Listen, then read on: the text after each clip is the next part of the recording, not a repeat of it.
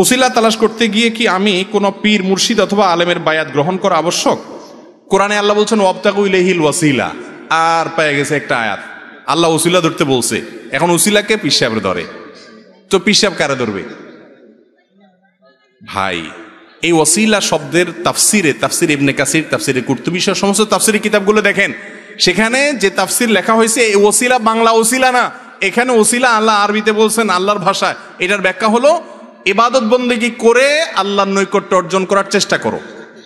আর আমরা আসলে মনে কিছু করেন না। আমি একটা কথা সবসময় বলি যে আমাদের মতো যে সমস্ত দেশগুলোতে নানা রকম মানুষ অভাবে অনটনে দুর্নীতি এবং অনিয়ম বেশি হয়, সে দেশের সামনের দুয়ার দিয়ে কিছু হয় না, সবই পিছনের দুয়ার দিয়ে হয়। ঠিক না ঠিক?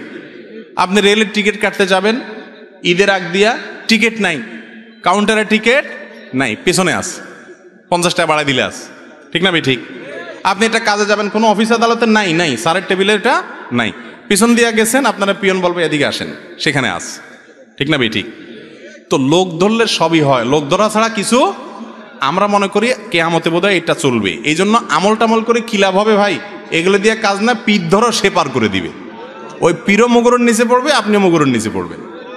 কারণ আল্লাহর সামনে কিয়ামতের ময়দানে নবীরা সেখানে অস্থির থাকবে, আপনার পীর কোত্থেকে সুপারিশ করবে? যার যার আমল তার একমাত্র বাঁচার অবলম্বন।